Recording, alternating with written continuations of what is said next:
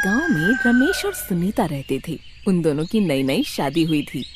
सुनीता पढ़ी लिखी नहीं थी, लेकिन रमेश शहर में एक आईटी कंपनी में इंजीनियर था। रमेश को सुनीता बिल्कुल भी पसंद नहीं थी, लेकिन रमेश के माँ बाप के जोर डालने पर रमेश को सुनीता से शादी करनी पड़ी।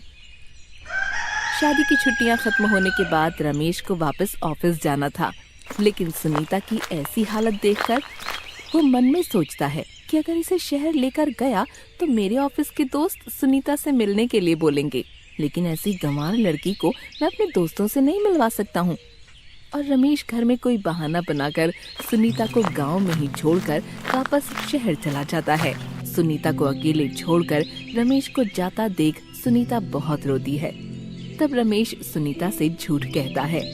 सुनीता, मैं तुमको लेकर शहर नहीं जा सकता हूँ, क्योंकि शहर में मेरे अकेले रहने के लिए जगह नहीं है। फिर मैं तुमको वहाँ कैसे रखूंगा?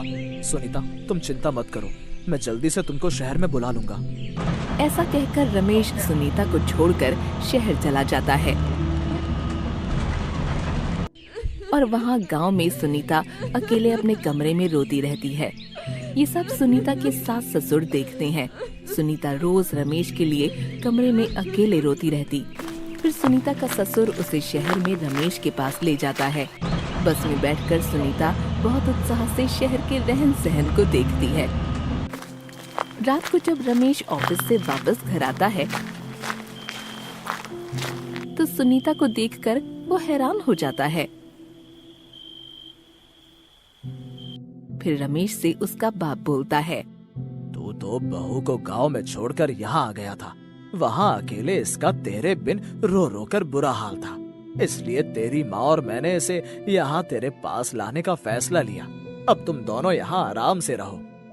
ऐसा कहकर उसका बाप सुनीता को रमेश के पास छोड़कर वापस गांव चला जाता है।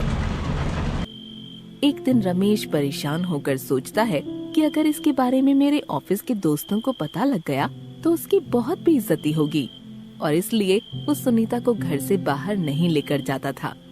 एक दिन रात को काम पर से आने के बाद सुनीता बाहर जाने की जिद करती है। सुनिए जी, आप मुझे कभी बाहर नहीं लेकर जाते हैं, आज आप मुझे बाहर खाना खिलाने के लिए लेकर जाइए ना। सुनीता के बहुत कहने पर रमेश सुनीता को बाहर खाना खाने के लिए लेकर जाने को तैयार हो जाता है। अच्छा ठीक है, जाओ जल्दी से तैयार होकर आओ, फिर हम बाहर खाना खाने जाएंगे। और हाँ, सही से तैयार होकर आना। सुनीता तैयार हो जाती है और बिल्कुल गांव की तरह तैयार होकर आती है। चलिए जी, मैं तैयार हूँ। तुम ऐसे बाहर जाओगी मेरे साथ? हाल देखा तुमने अपना, कैसी लग रही हो? हम कहीं नहीं जा रहे, जाओ जाओ अपने कमरे में। आप मुझे लेकर जा रहे हो या मैं अभी बाबूजी को फोन करूं? रमेश अपने माँ बाप की बहुत इज्जत करता था और उनकी हर बात को मानता था, इसलिए सुनीता रमेश को उसके बाप को फोन करने के लिए कहती है। अच्छा ठीक है, चलो तुम ऐसे ही, लेकिन एक बात सुन लो, तुम बाहर जाकर मेरी बेइज्जती मत करवाना। ऐसा कहकर रमेश सुनीता को बाहर खाने पर ले जाता है। होटल पहुंचते ही सुनीता अजीब हरकतें करने लगती है, क्योंकि उसने ऐसी जगह कभी नहीं देखी थी। वो सब चीजों को देखकर बहुत हैरान होती है। होटल में बैठे सभी लोग उसे देखने लगते हैं और ये देखकर रमेश को बेइज्जती सी महसूस होती है। फिर वो सुनीता को गुस्से से कहता है। सुनीता, तुम आराम से नहीं खाना खा सकती हो क्या? गवारों की तरह व्यवहार कर रही हो, इसलिए मैं तुम्हें कहीं लेकर नहीं जाता हूँ। मेरी बेइज्जती क्यों करवा रही हो? देखो तुम्हारी वजह से सब हमें कैसे देख रहे हैं। आप ही बताइए ना, मैंने क्या किया है? मैं तो बस यहाँ की चीजों को देख रही हूँ।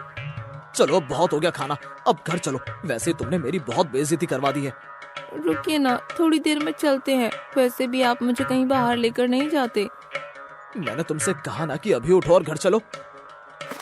ऐसा कहकर रमेश और सुनीता घर जा ही रहे होते हैं कि तभी रमेश के दोस्त उसे उसी होटल में मिल जाते हैं और रमेश के साथ सुनीता को देखकर हैरान हो जाते हैं। अरे रमेश, तेरे साथ ये लड़की कौन है? अरे ये नहीं, तू बता यहाँ कैसे? कि तभी सुनीता कहती है, हम इनकी पत्नी सुनीता हैं और ये हमारे पति हैं। ऐसा सुनकर सब हैरान हो जाते हैं और सुनीता को देखकर आपस में हंसने लगते हैं। ये सब देखकर रमेश को शर्मिंदगी महसूस होती है। अरे रमेश, तूने बताया नहीं तेरी शादी हो चुकी है। चल कभी हमें भी भाभी के हाथों का खाना खिला, हमें भी डिनर पर घर बुला कभी। हाँ भाई साहब, क्यों नहीं आप कल घर पर आ जाइए। भाई साहब सुनकर रमेश के सारे दोस्त हंसने लगते हैं कि तभी बात को काटते हुए रमेश कहता है, हाँ हाँ, क्यों नहीं, कल ही तुम सब खाना खाने घर आ जाओ। ऐसा कहकर सभी अपने अपने घर चले जाते हैं। घर आकर रमेश सुनीता पर बहुत गुस्सा करता है और सोचता है कि अब ऑफिस में सब लोग उस पर हंसेंगे, उसका मजाक उड़ाएंगे। अब वो क्या करे और कल डिनर पर अपने दोस्तों को क्या खाने को दूंगा। इसे तो चाइनीज में कुछ बनाना भी नहीं आता है। ऐसा सोचकर वो सो जाता है और सुबह होते ही वो सुनीता को खाने में क्या क्या बनाना है अच्छे से समझाकर ऑफिस चला जाता है। शाम को जब वो घर पर अपने दोस्तों को लेकर आता है तो सीधा किचन में जाकर सुनीता से कहता है, सुनीता, मैंने तुझे जो बताया था तूने वो सब अच्छे से बना दिया ना। मेरे दोस्तों के सामने मेरी बेइज्जती मत करवा दियो। नहीं जी, आपको मुझ पर भरोसा नहीं है। आपने जो जो बनाने को कहा था मैंने वो सब बना दिया। देखना आप भी मेरी तारीफ करोगे। ठीक है, खाना बाहर ले आओ, मेरे सभी दोस्त आ गए हैं। सुनीता खाना लेकर बाहर आती है और सबको खाना परोसने लगती है। फिर सब खाना खाना शुरू करते हैं। कोई पिज्जा खाता है तो कोई बर्गर खाता है। जैसे ही वो लोग खाते हैं तभी उल्टी कर देते हैं। अरे भाई, खिलाना नहीं था तो साफ मना कर देता। ये क्या बनाया है? पिज्जा में इतना सारा नमक कौन डालता है? हाँ रमेश, और ये बर्गर में चीज की जगह ये मक्खन क्यों डाला हुआ है? बुलाना नहीं था तो साफ कह देते ना। ऐसा कहकर वो सब खाना छोड़कर गुस्से में वहाँ से चले जाते हैं। सुनीता, ये क्या किया तूने? मैंने तुझे सुबह सब समझाया था, फिर भी तूने ये क्या बनाया है? तुझे पता है मेरी कितनी बेइज्जती हो गई है? सिर्फ तेरी वजह से मैं किसी को भी मुंह दिखाने लायक नहीं बचा। ये सब देखकर सुनीता को अपनी मूर्खता का एहसास हो जाता है।